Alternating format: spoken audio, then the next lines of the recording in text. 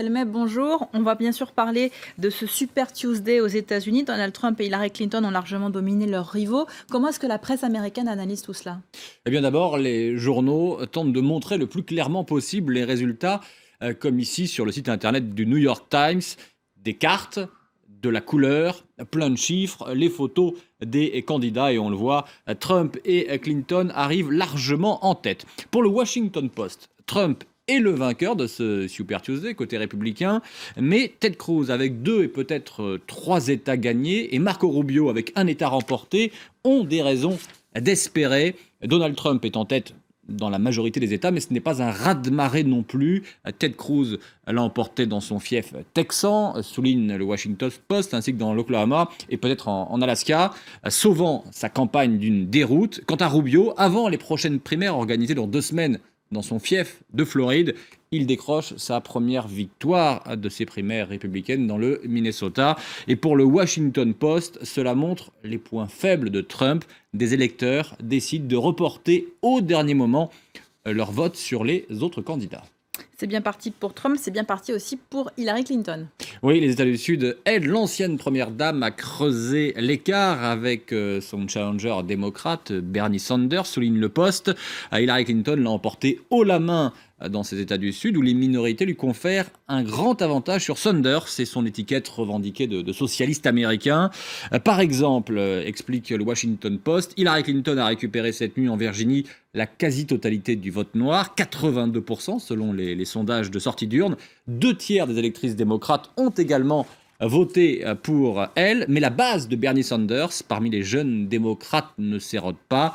71%, là aussi selon les derniers sondages, des 17-29 ans ont voté pour Sanders en Virginie. Du coup, le site Politico se demande comment va faire Clinton pour décourager Sanders. C'est la nouvelle problématique à laquelle elle est confrontée, car le sénateur du Vermont a bien l'intention de batailler jusqu'au bout. Il ne jettera pas l'éponge facilement, écrit Politico.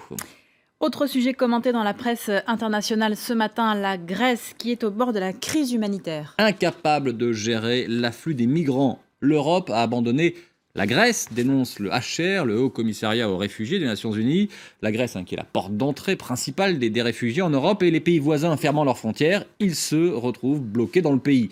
Le quotidien Kathimerini a choisi cette photo pour illustrer cette situation dramatique. Le camp d'Idomeni à la frontière avec la Macédoine, il ne cesse de grandir. On y trouve des Syriens, des Irakiens, 9000 personnes selon Médecins sans frontières pour 1500 places disponibles seulement. Et puis, toujours dans le quotidien Kathimerini, l'ancien Premier ministre Mitsotakis critique le gouvernement de Tsipras. Pour lui, ce gouvernement a conduit la Grèce au niveau zéro. Autre sujet, la sortie de prison d'un indépendantiste basque qui fait polémique en Espagne. Arnaldo Otegi, ex-soldat de l'ETA, a été libéré hier après plus de 6 ans de prison, un soldat entre guillemets. Le journal basque Gara se félicite. Arnaldo est de retour. La Plaza del Roiba, sa ville de naissance, était pleine à craquer pour le saluer. Nous allons nous battre et si nous nous battons, nous allons gagner, leur a dit Otegi. C'est à la une, là, vous le voyez, de Gara. Il s'est dit plus indépendant aujourd'hui qu'avant son incarcération. Rapporte de son côté El Mundo, quotidien espagnol, national lui, car il se présente comme un prisonnier politique. Il a joué un rôle important, c'est vrai, dans le processus de paix au Pays Basque. Ils nous ont incarcérés pour avoir fait le pari de la paix, a lancé Otegi, tout en ajoutant « La paix est bien la voie à suivre ». Mais dans un édito, El Mundo écrit « Ni hombre de paz, ni preso politico, il n'est ni un homme de paix, ni un prisonnier politique. Ce qu'il a réalisé lorsqu'il était militant actif de l'ETA ne peut pas s'effacer, conclut El Mundo. Tout autre chose maintenant, l'ouverture demain du salon de l'automobile de Genève. Il faut soigner la poule aux œufs d'or. Et c'est le journal suisse Le Matin qui le dit. On ne s'en rend peut-être plus compte, mais le salon de Genève est un petit bijou classé dans le top 5 des rendez-vous automobiles mondiaux, 700 000 visiteurs par an, c'est le plus grand événement de Suisse. Et quand on tient un tel bijou, on se doit de le soigner, écrit donc Le Matin. Et il est peut-être temps justement de se remettre en question avec un exemple donné par le journal suisse. Depuis plusieurs années, les exposants, les visiteurs se plaignent de l'explosion sidérante du prix des nuitées en période de salon. Nous vivons dans une économie de marché, certes, mais un peu de décence ne déparerait pas. Fin de citation. Et quand ça vient d'un journal suisse, c'est beau.